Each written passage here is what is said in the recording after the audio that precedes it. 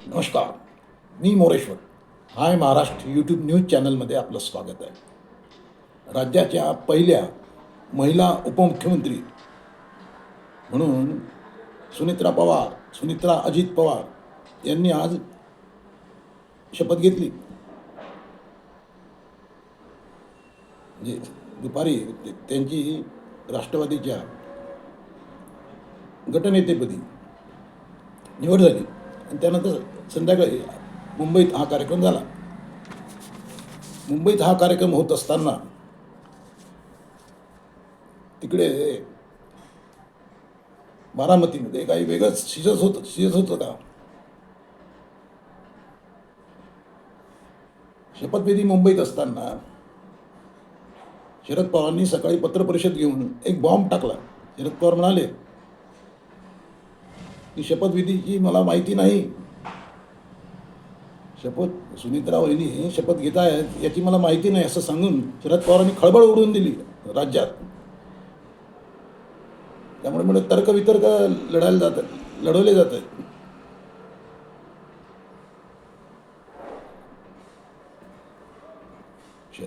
शरद पवार कुटुंबातले त्यांनाच माहिती नाही स्वतः पवारांनी पत्रपरिषद घेऊन सांगितलं.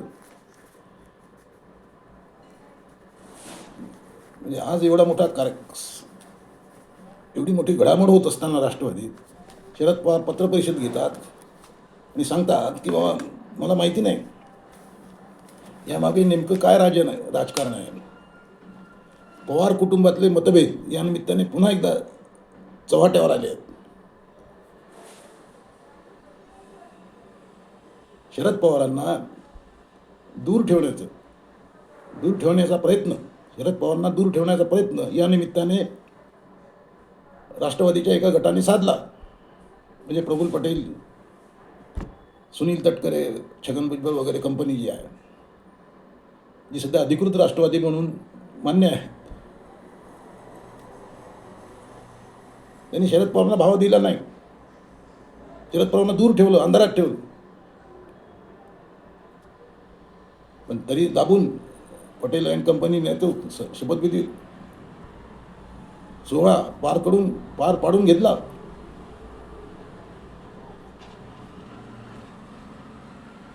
म्हणजे आम्हाला निमंत्रण नाही असे सकाळी त्यांनी सांगितलं असताना पार्थ पवार दुपारी शरद पवारांना भेटले अशी माहिती आहे आणि त्यांनी शपथविधी सोहळ्याचं निमंत्रण दिलं.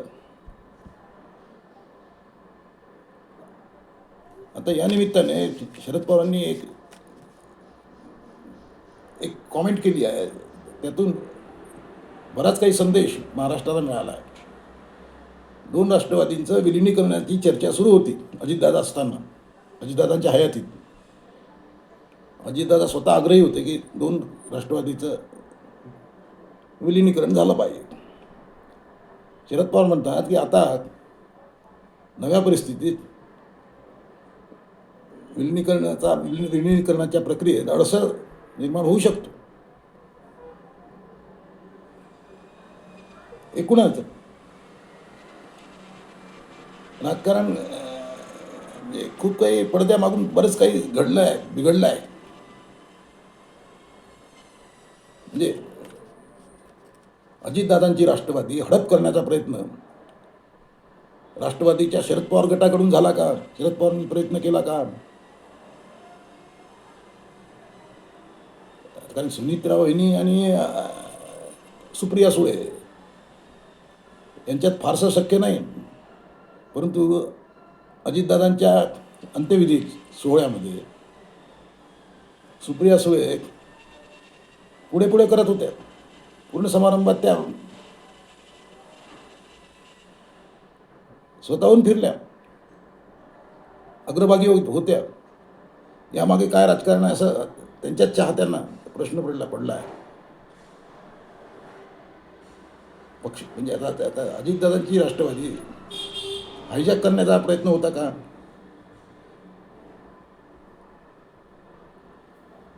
विलिनीकरण, 2 राष्ट्रवादीचं विलिनीकरण हा एक जुना मुद्दा आहे. पण विलिनीकरणामध्ये पुष्कळ नाजूक प्रश्न आहे. विलिनीकरण केलं तर पक्षाचा अध्यक्ष कोण? शरद पवार गटाकडे अध्यक्षपद जाणार का? हे सारे प्रश्न आहेत. आता नव्या परिस्थितीत विलिनीकरण हा विषय फारसा पुढे येईल असं दिसत नाही. शरद म्हणजे सुनीत्रा वहिनींचेच हा शपथविधी सोहळा घेऊन भाजपने अनेक गोष्टी साधल्या आहेत. राष्ट्रवादीची सूत्र म्हणजे अजितदादांचे राष्ट्रवादी सूत्र आता नकळत भाजपच्या हाती जाताना दिसत आहेत. त्याच दृष्टिकोनातून सुनित्रा वहिनींकडे राष्ट्रवादीच्या या अजितदादा गटाचं नेतृत्व दिलं गेलं आणि ते घाईघाईनं दिलं गेलं. आज 4था दिवस होता. अनेक लोक म्हणाले ते किंवा 13 दिवस थांबायला पाहिजे होतं, एवढी घाई कशाला वगैरे वगैरे. पण या अजितदादा गटाने घाई यासाठी केली की या 13 दिवसात बरंच काही होत्याचं नव्हतं होऊ शकत होतं, कारण ते शरद पवार आहेत.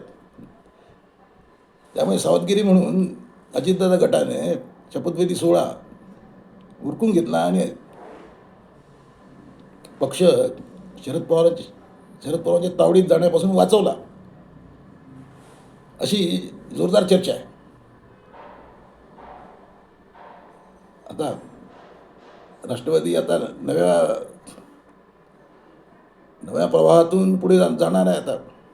त्यामुळे येते 2-3 महिने काय राजकारण शिजते त्याकडे महाराष्ट्राचं बारीकीने लक्ष राहील. कारण आता बजेट यायचं आहे. अर्थमंत्रीपद स्वतः देवेंद्र फडणवीस सांभाळत आहेत. पण ती बाकीची 2 खाती जी अजितदादांकडे होती, उत्पादन शुल्क वगैरे वगैरे, ती कोणाकडे राहणार तेही पाहिलं पाहिजे. आता एकूणच